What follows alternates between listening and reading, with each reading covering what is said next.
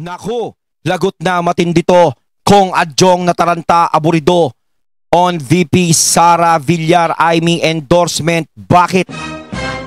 Ayan, syempre itong balitang ating matutunghayan ngayon ay nagmula kay Malacanang Watch 2024. At ito po ang inyong lingkod na si BT na magbibigay ng reaksyon at komento dito sa video na ating matutunghayan ngayon. At wag na natin pagtagalin at sabay-sabay na natin panoorin ang laman ng video na hatid sa atin ni Malacanang Watch 2024 at bibigyan natin ng reaksyon ang balitang ito. Pasok! Pag-usapan natin ngayon ang pahayag ni Congressman Adjong. Ayun, bago natin simulan ng video ito, nais ko nga pala magbigay ng credits dito sa boses na madidinig natin ngayon at bibigyan ng reaksyon. Walang iba kundi si General Macanas. Siyempre, suki tayo niya ni General. Siyempre, supportahan niya si General Macanas. The General's Viewpoint. Ipagpatuloy natin. Tungkol dito sa pag-endorso ni VP Sara kay Senator Aimee Marcos so, para nagiging and Camille Villar. Ayan na, nagiging big deal na yung pagkaka-endorso kay Aimee Marcos tsaka kay Camille Villar. Ito ang pahayag ng kongresista sa Lanao del Sur. Adjong, VP Sara nag-endorso ng mga senatorial bets para isalba sarili sa impeachment trial. Okay. Sabi niya, it's not surprising that she changed her tune on endorsing candidates. Given the context of the upcoming Senate trial, one can reasonably infer that she's now building bridges where she once kept her distance. So parang sinasabi dito ni Kong Adjong na si VP Sara humahagilap na ng kanyang mga kakampi. Parang gumagawa na ng mga barricades para hindi na siya mapasok. Hindi, sa totoo lang, syempre gagawin niya talaga yun. 'Di ba? Lalong-lalo na, alam natin si VP Sara talaga ngayon, may dapat ipaglaban. 'Di ba? Kasi nung una parang tahimik lang si VP Sara. Tahimik lang. No, hindi siya kumikibo hanggang sa dumating yung mga panahon na medyo lumalaban na siya, sumasagot na siya. Pero hindi siya gaanong nagiging aktibo. Ngayon nakikita natin si VP Sara is nagiging aktibo siya. So ito yung nakita nating endorsement kay Camille Villar tsaka kay Aimee Marcos. Sige, ipagpalagay na natin na mas gusto ni VP Sara, parang lumalabas na ganito, mas gusto ni VP Sara na magkaroon ng maraming kakampi kaysa maraming kalaban. Kasi nga, si VP Sara, meron ng gustong ipaglaban. 'Di ba? Alam nyo kung bakit? Dahil kay Tatay Digong. Sa nangyari sa tatay niya. 'Di ba? Kumbaga, dito na dapat gamitin ni VP Sara ang kanyang abilidad, ang kanyang power, at kunin ang suporta ng mga taong sumusuporta sa kanya. At sino ba yung mga taong dapat nakakampi niya? Kaya ganun ang ginagawa niya. Kumbaga si VP Sara lumalaban. Nilalabanan niya kung ano yung nangyayari. Pero hindi sa paraang maingay. Hindi siya lumalaban sa ganun. Lumalaban siya sa paraan na ganito. Tahimik lang. Pero kayo ang nakakapansin at nag-iingay laban sa kanya. 'Di ba? Kayo mismo ang nag-aangat sa kanya sa ginagawa niya. Hindi siya naiinis sa ginagawa ninyo. Kayo ang naiinis sa ginagawa niya. Kaya habang tinatapik nyo siya, habang napapansin nyo kung ano yung ginagawa niya, parang ini-endorso nyo na rin siya. Gaya nito, alam naman natin na kapag si Senator Aimee at si Camille Villar ay lumabas na kasama niya at in-endorse niya, alam ni VP Sara yan sa sarili niya na maraming maiinis. Maraming magre-react. At gano'n naman talaga ang nangyari. So parang ang nangyari, hindi lang si Aimee at hindi lang si Camille Villar ang in-endorso niya. In-endorso nyo din si VP Sara. Kasi mas magiging kapanapanabi, kumbaga parang, ano ba tawag doon? Parang mas maiintriga yung mga tao sa sinasabi ninyo. Mas magkakaroon sila ng interest sa mga sinasabi nyo para malaman yung tungkol kay VP Sara. Kasi kayo din ang may pagkakamali minsan. Yung tactics, di ba? We respect her prerogative, but we cannot ignore the timing and the possible implications of these moves, especially when this shift from neutrality to active endorsement. Kaya nga kung sinasabi, na timing ngayon, kasi nga yung impeachment ni VP Sara, eto na timing yung mga ganyang klaseng endorsement. Talagang matatiming yan. Kasi alam naman natin, si VP Sara kailangan niya ng kakampi. Hindi niya kailangan ng kalaban sa panahon ngayon. 'Di ba? Alam mo namang i-impeach ka na. Alam mo namang gano'n ang mangyayari sa'yo. Alam mo namang marami kang kalaban. Bakit magdadagdag ka pa ng kalaban? 'Di ba? Dapat hindi ka na magdagdag ng kalaban. Dapat hanggat maaari, ang maging taktika mo is magdagdag ka ng kakampi. 'Di ba? Kumbaga, syempre, kung kayo may utak na gusto nyong impeach si VP Sara, may utak din yan para hindi siya ma-impeach. Hanggat maaari, gagawa siya ng paraan para mapigilan yan. Kung kayo gumagawa ng paraan para ma-impeach si VP Sara, syempre, ganun din si VP Sara. Gagawa din siya ng paraan para hindi niyo siya ma-impeach. 'Di ba? Kasi nga sinasabi ko nga kanina, uulitin ko, meron na siyang dapat ipaglaban. Kaya talaga parang malabo na Malabo na si VP Sara umatras sa kung anumang nagiging plano niya lalong-lalo na sa 2028. So, ano ba ang masama? May nilabag ba si VP Sara yung ginawa niyang open public endorsement kay Senator Amy at Congresswoman Camille Villar?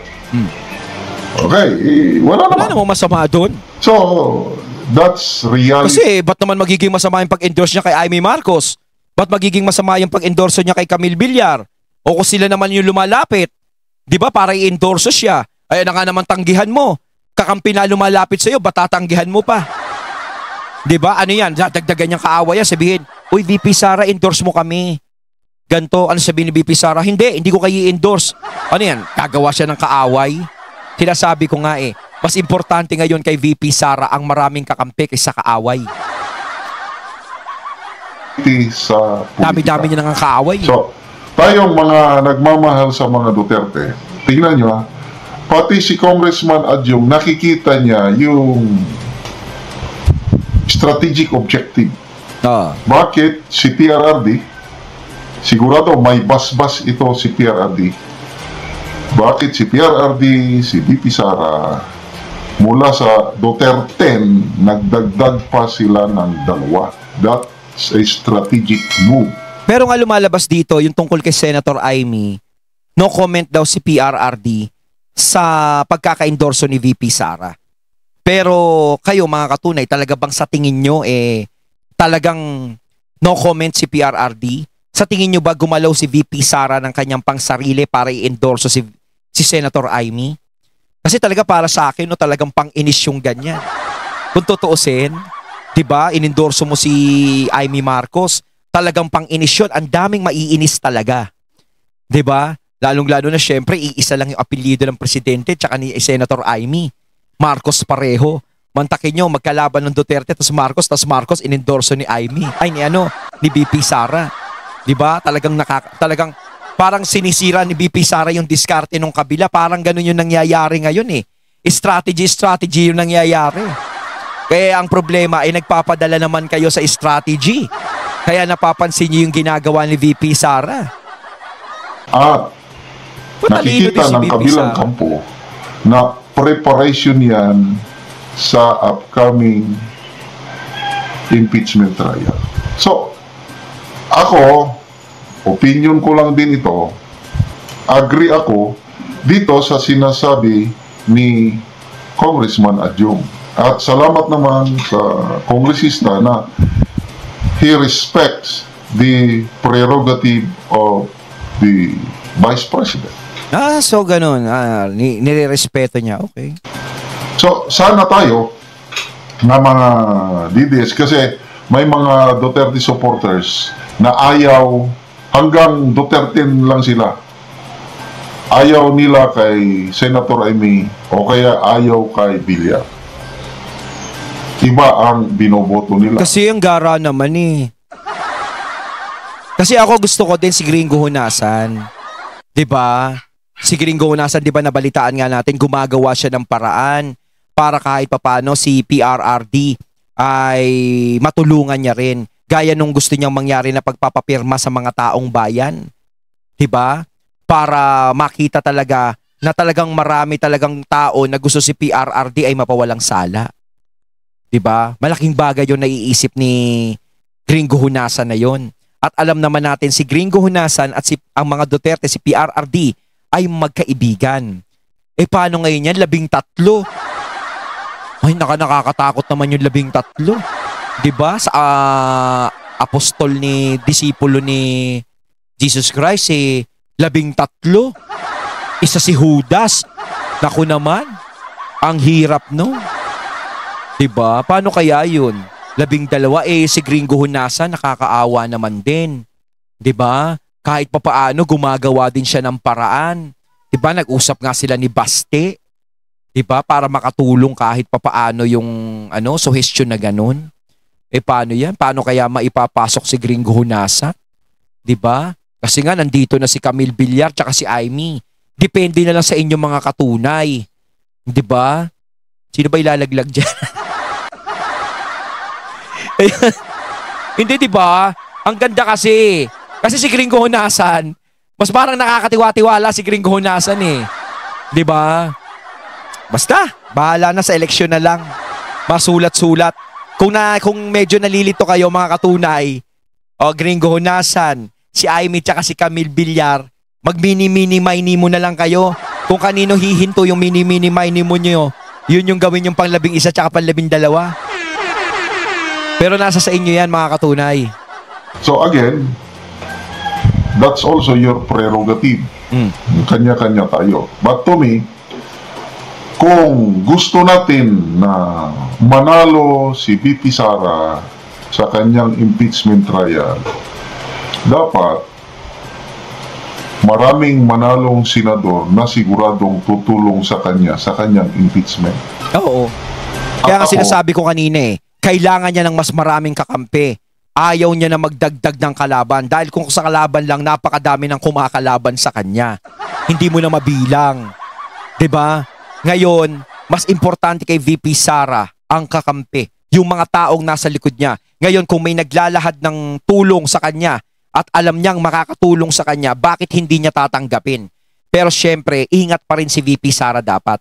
Hindi agad-agad dapat na, alam mo na, diyan sila napapahamak. Yun ang napapansin kong kahinaan ng mga Duterte, ang pagtitiwala. Doon sila madalas maisahan. 'Di ba? Pero siguro naman alam ni VP Sara kung ano na yung ginagawa niya. Nakikita ko, wais move itong pag-endorso ni VP Sara kay Camille Villar and Senator Amy. Kasi nasa winning sila, may pag-asa silang manalo. At saka popular ang kanilang mga pangalan. Siyempre, Villar yan, Marcos. Diba? Kahit nga alam natin kasi nagagalit yung mga tao sa pangalan ng Marcos ngayon dahil sa nangyayari, kahit papaano Senator Amy pa rin yan eh. 'Di ba? Kahit papaano is may pa rin yan, may ugong. May ugong yung pangalan ni Senator Amy. Tapos inendorso pa ni Senator Robin, 'di ba? No? Yung Duterte, no problem. Iboto natin ng Duterte. Siyempre. Yan Duterte. Para sa akin, hindi makakalimutan yan. Dapat talaga, lalong-lalo na si Senator Bongo. Naku, numero 1 sa akin yan, si Senator Bongo. Kasi alam naman natin si Senator Bongo talaga, isa yan sa mga senador na talagang nakita natin na kumikilos. Isa yan sa mga senador na magaganda ang proyekto sa mga tao at alam natin na maraming naitulong sa mga tao. Let's be realistic. Hindi lahat ng Duterte mananalo. Ang sigurado lang dyan is Bongo and Bato. Nandyan na si Congressman Marcoleta. Ay nga Yun ang sigurado. Ayun ang napapansin ko. Hindi rin natin sigurado na solid yung Duterte na talagang mananalo. Siyempre tayo hinihiling natin kahit papaano is manalo ang Duterte. Pero siyempre, hindi pa rin mawawala sa kaisipan kahit papaano na meron lang mangilan-ngilan na makakapasok dyan. 'Di ba? Kasi minsan, mas gusto ng mga tao yung nakikita nilang gumalaw na. Gaya ni Kong Marcoleta. Si Kong Marcoleta nakikita nilang gumagalaw na talaga yan dati pa. At alam naman natin, talagang maraming pinaglalaban si Kong Marcoleta. Subok na. Si Bato de la Rosa, si Bongo, 'di ba? Yang tatlong yan is talagang alam ng mga tao na kilala talaga nila kung paano gumalaw. Syempre yung iba, hindi pa natin alam kung ano yung magiging galaw niya. Pero nakikita ko si Jimmy Bondoc, si Attorney Jimmy Bondoc, is alam ko parang matalinong tao to eh.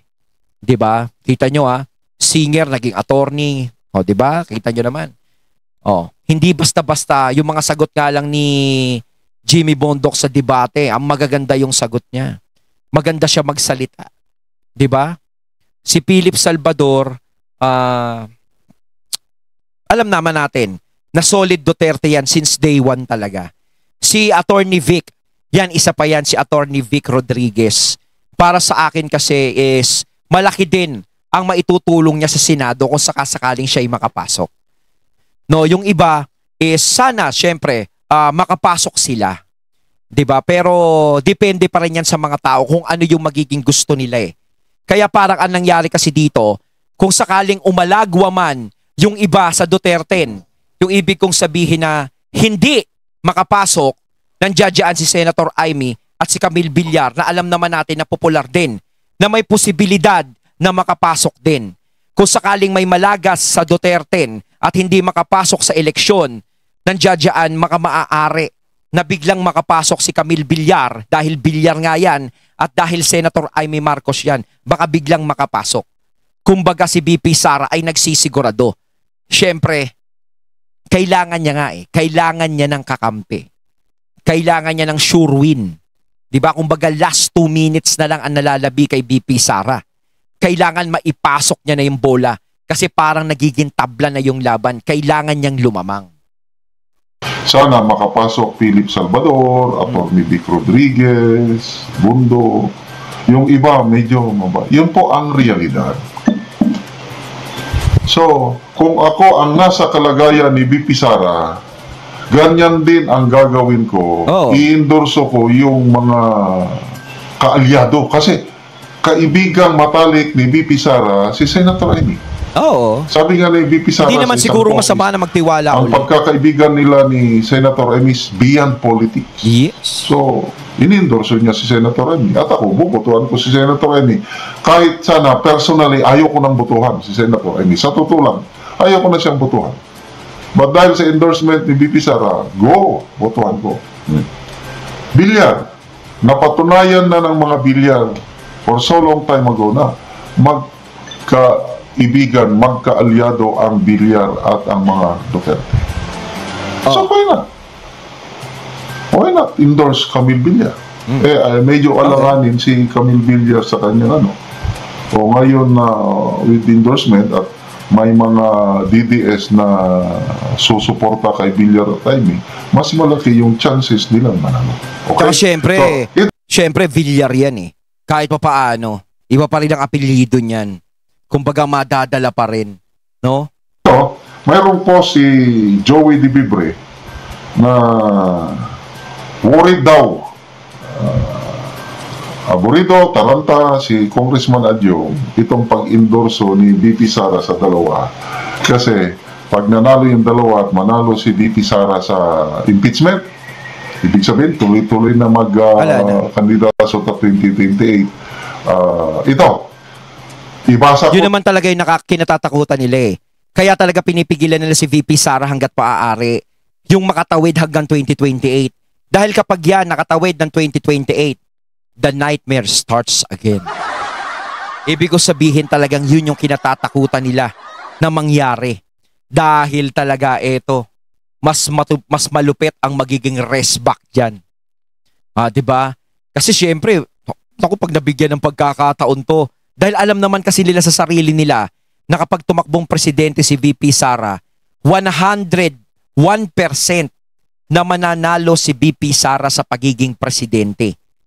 Alam natin walang magiging katapat si VP Sara sa pagiging presidente kapag siya tumakbo. 'Di ba? Ngayon, yung sinasabi nga ni Gado na meron siyang katapat o wala namang boboto sa kanya, siguro mas maganda alamin natin sa 2028. No? Mas maganda yon. Ngayon, kapag si VP Sara ay nanalo, naku, lagot ka. 'Di ba? Yun yung inaano nila, pine-prevent nilang mangyari. Kaya talaga syempre lahat ng paraan gagawin ko para hindi makatakbo ng presidente to. Dahil kapag tumakbong presidente to ay finish na. Ito lang yung post ni post ni Joey De Vibre. May na-discover yan siya tungkol sa mga kontrata. Ito, Joey De Vibre. Issue kay Adjong that BP Inday Sara is endorsing candidates. Issue sa kanya that BP Inday Sara is pushing back. Issue yung concern siya. Natatakot. Okay. Of course, worried. Talagang matatakot talaga sila. Nabahala.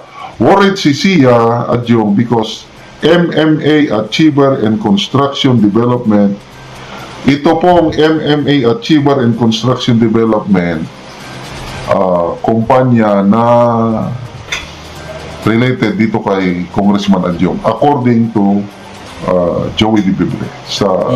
Basta, MMA Achiever and Construction Development is thriving under the BBM-led government. Biruin mo yun. Since BBM became the president until December 2024, ang total project backed by MMA is 1 billion. Okay, 1 billion 921, basta 1.9 billion ang trillion na ilang digits? 1 to 10 digits. Ang 10 digits big na. Okay. 1.9 billion pala. 1.921 billion. Samantalang noong 2018, you had to explain to PCIG how you lawfully took 2 Marawi road projects, one worth 12 million and the other 69.4 million. No. Lalaki, no, please see. Isipin mo sana, laging may milyon tsaka bilyon. Hindi pa ako nakakakita niyan. Kaya I understand why you wouldn't like BP Inday Sara pushback. In 2024 alone, contracts of MMA Achiever and Construction Development totals 760 billions, 760 million. Daming pera ng bansa natin kung tutuusin, di ba? Kasi may mga nababalitang billions, millions na yan. Hindi naman sa totoo lang, hindi naman naghihirap ang bansa natin. Nagdepende na lang talaga sa humahawak ng pera kung sino. Sa totoo lang. 528. Ito, hindi tayo naghihirap. Yung mga projects, kompleto ng research si Joey De Vibre. Kasi kung sa tama lang talaga mapupunta, talaga ay yaman ng Pilipinas. Ano yung mga kontrata na nakuha ng kumpanya na related kay Congressman Adjong. Kaya sinasabi ni Joey De Vibre, delikado pag nanalong presidente si BP Sara, kung malusutan niya ang kanyang impeachment trial, manalong presidente, tapos ang maliligayang araw ng MMA Achiever Development. Ayun, natating natunghayan ang video na nagbulakay Malacanang Watch 2024 at syempre natunghayan natin ang boses na yan na binigyan natin ng reaksyon. Walang iba kundi si General Macanas. Kayo mga katunay, ano masasabi niyo tungkol dito? Comment lang po kayo sa comment box. So once again, I'm BT and I'm out. Peace.